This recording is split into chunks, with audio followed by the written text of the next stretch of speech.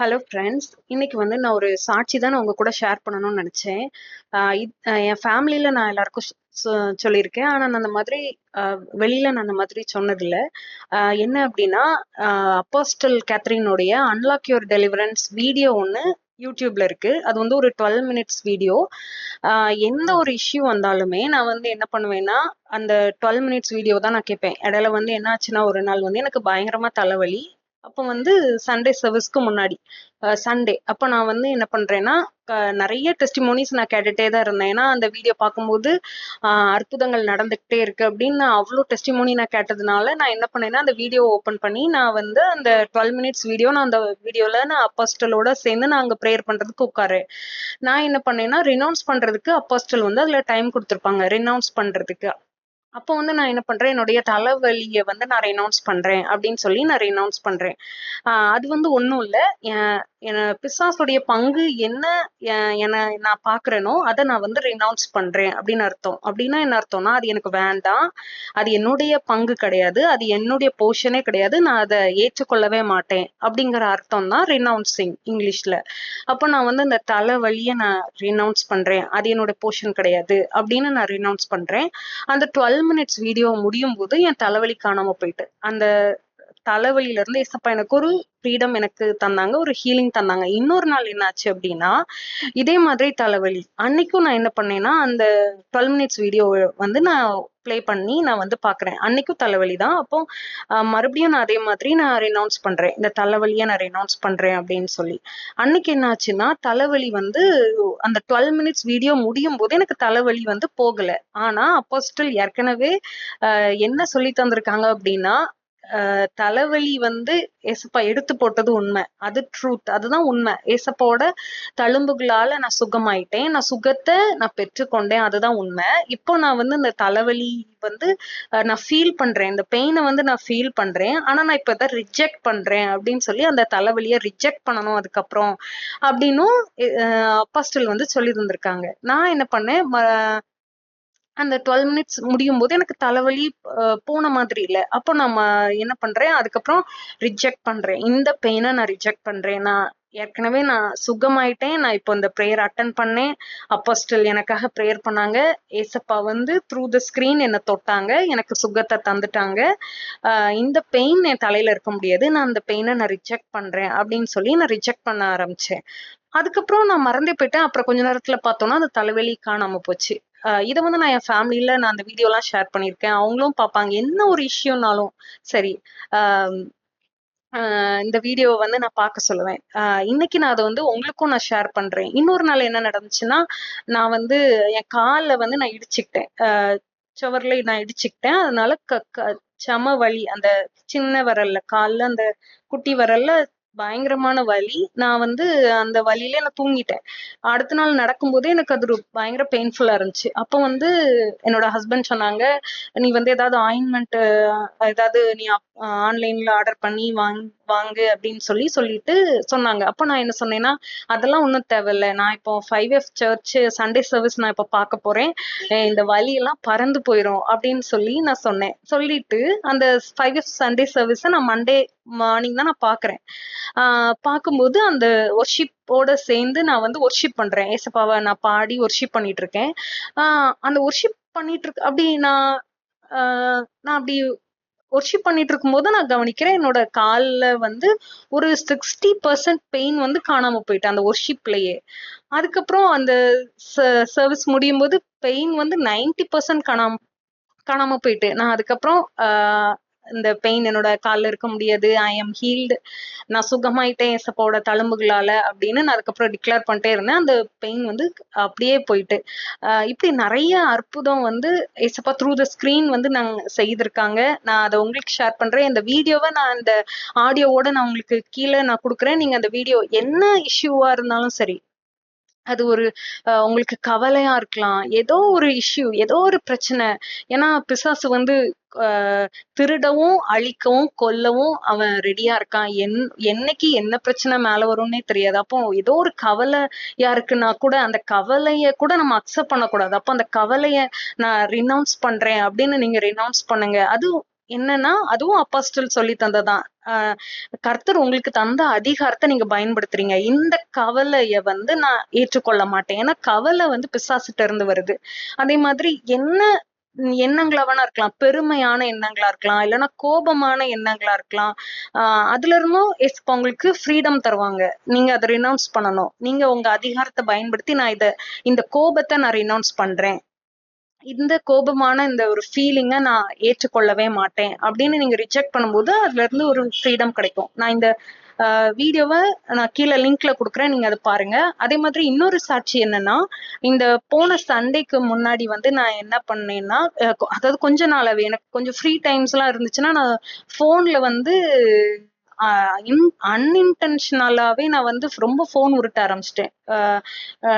மணிக்கணக்கா ஃபோன்ல அப்படி சும்மா என்டர்டெயின்மென்ட் தானே. இதெல்லாம் ஒண்ணும் பெரிய தப்பு இல்ல. அந்த மாதிரி நான் அம் ஃபோன்ல நெறைய பார்க்கும்போது என்னாச்சுன்னா, ஃபர்ஸ்ட் எனக்கு எந்த வித்தியாசமும் தெரியல. அப்படி ஒரு 10 நாள், 15 நாள் இப்படி போக போக நான் என்ன கவனிச்சேன்னா, எனக்கு வந்து ஏசப்பாவோட மெசேஜ் கேட்கறதுக்கு எனக்கு ரொம்ப இன்ட்ரெஸ்ட் இல்லாத மாதிரி நான் ஃபீல் பண்ணேன். மெசேஜ் கேட்க ஆரம்பிச்சோனே எனக்கு தூக்கம் வந்துரும். அந்த மாதிரி இருந்துச்சு. அதே மாதிரி பைபிள் வாசிக்கிறதுக்கும் எனக்கு கஷ்டமா இருந்துச்சு. அ அதுக்கப்புறம் ஒரு 1 மந்த்ல என்னாச்சுன்னா, என்னோட பிஹேவியரே மாற ஆரம்பிச்சுட்டு. நான் வந்து ரொம்ப கோவப்பட ஆரம்பிச்சுட்டேன். அ யோசிக்காம டக்கு டக்குன்னு பேச ஆரம்பிச்சுட்டேன்.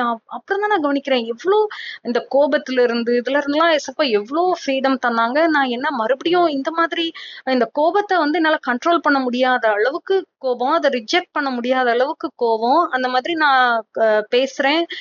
அப்போ அப்பதான் நான் கவனிக்கிறேன். எனக்கு அதுக்கு முன்னாடியே எனக்கு கொஞ்சம் ஏசப்பா என் கூட பேச ஆரம்பிச்சது எனக்கு தெரிஞ்சுச்சு. ஏன்னா, நான் பைபிள் வாசிக்கும்போது, "உன்னில் உள்ள வெளிச்சம் இருளாகாதபடிக்கு எச்சரிக்கையா இருங்கள்" அப்படின்னு நான் ஒரு வசனம் படிச்சேன். அப்போஸ்தலனும் சொல்லியிருக்காங்க. நம்ம ஏசப்பாவோட வார்த்தைய நம்ம வாசிக்கும்போது வெளிச்சம் நமக்குள்ள வருது. கர்த்தரே நமக்குள்ள வராரு. நம்ம வெளிச்சமா இருப்போம். இதே இது நம்ம உலகத்துக்குள்ள என்டர்டெயின்மென்ட் அது ஒரு சோசியல் மீடியா தேவையில்லாத காரியங்கள நம்ம பார்க்கும்போது டார்க்னஸ் நமக்குள்ள வருது. அப்போ நம்ம அ அ டார்க்னஸ்னால நம்ம ஃபில்ட் ஆயிருவோம். அப்படின்னு சொல்லும்போது எனக்கு அது அப்பதான் எனக்கு புரியுது. நான் எவ்ளோ அ அசட்டையா இருந்திருக்கேன் இந்த விஷயத்துல. அப்படின்னு நான் அ எனக்கு அது ரொம்ப ஹெவியா இருந்துச்சு. போன சண்டே வந்து எனக்கு அது ரொம்ப ஹெவியா ஒரு என் மேலயே எனக்கு கோவம். நான் ஏன் இப்படி அ இந்த மாதிரி ஒரு பிசாசுக்கு வாசல திறந்தேன். இந்த மாதிரி சோசியல் மீடியாவுல எனக்கு வந்து என்னன்னா, அந்த சோசியல் மீடியாவுல ஒரு கிரேவிங்ஸ் மாதிரி ஆயிட்டேன். அந்த ஃபோன நான் ரொம்ப ஸ்வைப் பண்ண ஆரம்பிச்சுட்டேன். அப்போ ஹஸ்பண்டே சொன்னாங்க, "என்ன நீ ரொம்ப ஃபோன உருட்டிட்டே இருக்க. ஃபோன் கையில இல்லாம நீ இருக்கவே மாட்டேங்கிற" அப்படின்னு சொன்னாங்க. அப்போ நான் இந்த இடத்துல ஒரு ஏதோ ஒரு ஸ்ட்ரக் ஆன மாதிரி நான் ஃபீல் பண்ணேன். எனக்கு ரொம்ப கோவம். என் மேலயே கோவம். நான் ஏன் இப்படி பண்ணேன்? அப்படிங்கிற மாதிரி ரொம்ப ஹெவியா நான் ஃபீல் பண்ணேன். அன்னைக்கு சண்டே சர்விஸ் கண்டிப்பா அட்டெண்ட் பண்ணியே ஆகணும் அப்படின்னு சொல்லி அன்னைக்கு அ ஈஸ்டர் சண்டே அ ஈஸ்டர் சண்டேக்கு நெக்ஸ்ட் வீக் நான் அட்டெண்ட் பண்ணும்போது, அன்னைக்கு ஃபுல் மெசேஜ் அவ்ளோ ப்ரொஃபெட்டிக் ஏசப்பா எனக்காகவே பேசின மாதிரி இருந்துச்சு. நம்ம வந்து நமக்கு அகெயின்ஸ்ட்டா நம்ம வரும்போது, நான் ஏன் இப்படி பண்ணேன் அப்படின்னு நம்ம மேலயே நம்ம கோபமா இருக்கும்போது, நமக்கு அகெயின்ஸ்ட்டா நம்மளே வரும்போது, கர்த்தருக்கு அகெயின்ஸ்ட்டா நம்ம வாரோம் அப்படின்னு அப்போஸ்டல் மெசேஜ் குடுக்கும்போது, ஓ! நான் நான் இன்னும் வளரல. நான் வந்து வளர்ந்துட்டு தான் இருக்கேன். நான் இன்னும் பெர்ஃபெக்ட்டா ஆகல. ஆனா கர்த்தர் அதுக்காக என் மேல கோவப்படல. அவர் அந்த அ ஒவ்வொரு நாளும் அந்த ப்ராசஸ்ல என் கூட இருக்கிறாரு. அந்த மிஸ்டேக்ஸ் வந்து நம்ம அ டிஸ்குவாலிஃபை பண்ணாது அப்படின்னு அப்போஸ்தலருடைய வார்த்தை. அதெல்லாம் வரும்போது அவ்ளோ சந்தோஷமா இருந்துச்சு. அந்த ஒரு பர்டன், அந்த ஒரு ஹெவினஸ் அது எல்லாத்துல இருந்தும் அன்னைக்கு அந்த சண்டே மெசேஜ் கேட்டதுக்கு அப்புறம் ஒரு கம்ப்ளீட் ஃப்ரீடம் ஏசப்பா எனக்கு தந்தாங்க. அதுக்கப்புறம் நான் அந்த சோசியல் மீடியாவுல உருட்டணும், அந்த ஸ்வைப் பண்றது அந்த இதுல இருந்துலாம் ஒரு ஃப்ரீடம். அதுக்கப்புறம் ஏசப்பாவோட வார்த்தைய கேட்கறதுக்கும் ஆ ஆ பைபிள் வாசிக்கிறதுக்கும், ஏசப்பாவ மறுபடியும் தேடுறதுக்கும், ஏசப்பா எனக்கு ஹெல்ப் பண்ணாங்க. அதே மாதிரி இப்போ அந்த ரீசென்ட்டா ஒரு 2 மினிட்ஸ் வீடியோ நான் வந்து பார்த்தேன். ப்ராஃபட் டாக்டர் ஜோர்டேவி அவங்களோட வீடியோ. அது வந்து அப்பாஸ்டல் கேத்ரின் கிரிக்கோட ஸ்பிரிச்சுவல் ஃபாதர் அவங்களோட அ இதுல வந்து அவங்க போஸ்ட் பண்ணியிருந்தாங்க Facebookல. அத நான் சும்மா தான் அப்படி ஸ்வைப் பண்ணும்போது அந்த வீடியோ வந்துச்சு. அப்போ அந்த வீடியோ நான் பார்க்கும்போது, நான் சும்மா தான் பார்த்துட்டு இருந்தேன். அப்போ வந்து கர்த்தர் வந்து ஒரு ஒருத்தவங்கள வந்து வல்லமையா தொட்டாங்க. அவங்க கீழ விழுந்துட்டாங்க. நான் வந்து அந்த வீடியோவ பார்த்துட்டே நான் அந்நிய பாஷையில நான் அப்படி ப்ரேயர் பண்ணிட்டு இருக்கும்போது, அ நான் எனக்கு இதுவரைக்கும் இதுக்கு முன்னாடி நான் அப்படி நடந்ததே இல்ல. என்னோட பிசிக்கல் மேனிஃபெஸ்டேஷன்ஸ் அப்படி நடந்ததே இல்ல. ஏசப்பா என்ன தொட்டத நான் இதுக்கு முன்னாடி நான் இப்படி ஃபீல் பண்ணதில்ல. என்னோட தலை வந்து அப்படி பயங்கரமா ஷேக் ஆக ஆரம்பிச்சது. நான் அந்த வீடியோவ நான் என்ன பண்ணேன்னா, நான் பயங்கரமா அழ ஆரம்பிச்சுட்டேன். நான் அப்படியே கீழ படுத்துட்டேன். அந்த வீடியோவ கன்டினியூஸா ப்ளே பண்ணிட்டே இருக்கேன்.